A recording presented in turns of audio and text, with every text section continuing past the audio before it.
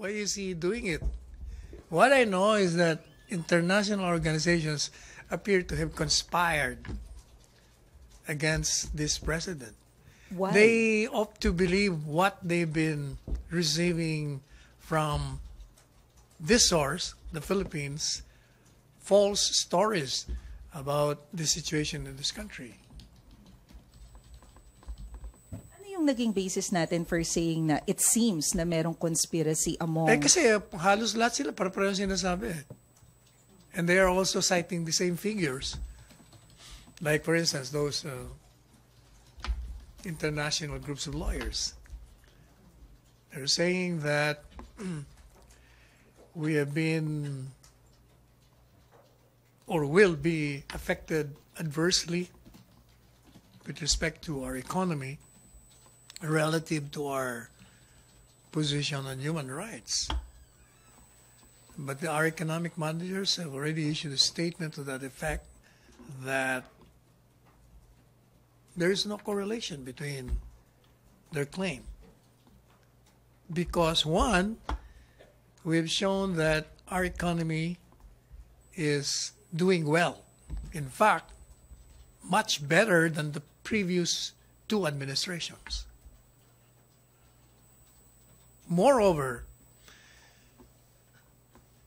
as correctly pointed out by our economic managers, the considerations that will be considered by the foreign investors are, they mentioned about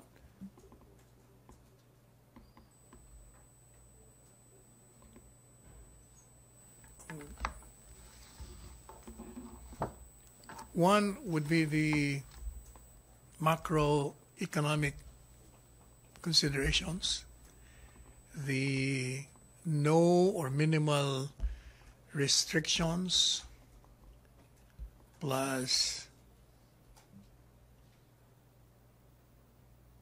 with respect to getting permits and licenses, no corruption. Those are the considerations that the foreign investor can usually take before entering into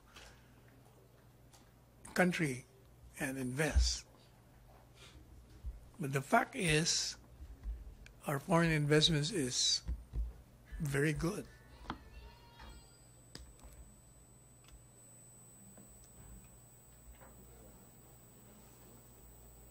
Let me point that, remember this U.S. report on human rights?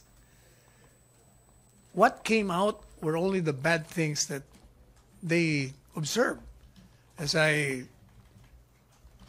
expounded on my statement, there were very good things that were included there, but it never showed print.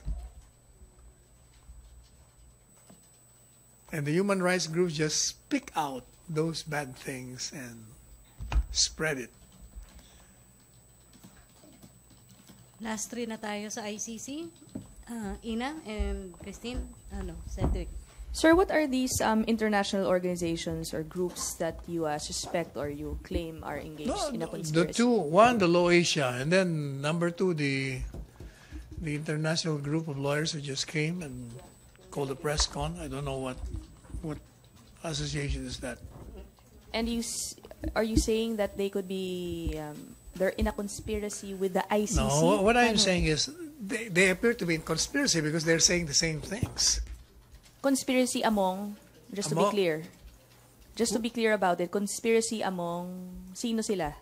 Oh, those who speak against this president and this government relative to human rights, relative to drug-related killings, they're chorusing the same line. Do you think that they are, where are they getting the information that you say? Of course, they are getting the information from the critics and detractors of the president. When these people issue statements and our newspapers print it, that's their basis. And they believe that hook, line, and sinker. Thank you, So sir. unconsciously, they appear to be in conspiracy. Hindi nila siguro alam. Parang yun ang lumalabas. Kasi pareho mga sinasabi nila eh. Unconsciously. Yes. Thank you, sir. Okay, Kaya nga Cedric. di appear eh. Appear to be. Okay. Cedric, then last is... Kasi look at There's the... such a thing, sir. Look a at the conspiracy figures. na hindi nila alam na nagko-conspire sila. Oh, yes. Of course. Wittingly or unwittingly. Di ba? There's such thing as wittingly or unwittingly. Kaya ang dating tuloy parang, bakit pareho mga sinasabi nyo? You cite the same figures. You say 20,000 plus. Hindi naman totoo. They keep on pounding on that. Like, yung lawyers daw, pinapatay, inaatake. Since when did the president attack the lawyers in Yes, this sir. country? But my point is, how can it be a conspiracy when you're saying they're unconsciously Yun na nga. there? Di ba? Wow. Kaya nga there's such a word as wittingly or unwittingly. O yun eh. If everybody is saying the same things, parang mukha lang nagkukonspire. Kahit hindi. Kasi para silang orchestra, they're singing the same tune. Yun At ang ibig least natin sabihin. it's clear. Thank you, sir. Okay, last na sa ICC. Cedric. Sir, I don't know if this may sound quite a stretch, pero sir, talking about the agenda and who's behind it, would you say, sir, that this has anything to do with geopolitics, perhaps vis-a-vis the shift to China? Ako, tingin ko lang yan, simple lang yan eh. When you believe in false news, bogus narratives, talagang masisira, diskarte mo. Iba ang magiging tingin mo sa isang bansa. Okay, And for instance, how will you account the fact that we have a robust foreign investments? Kung totoo yung mga pinagsasabi nila, natakot na lahat yan, naglayasan na yan. Takot na. Can you imagine? 20 plus thousands extrajudicial killings, matatakot ka talaga. And they cannot even realize the fact that there are hundreds of police officers killed and injured, seriously injured, in the process of police operations. Dun lang dapat ma-realize nila na hindi ordinaryo ang ginagawa ng mga pulis. They risk their lives.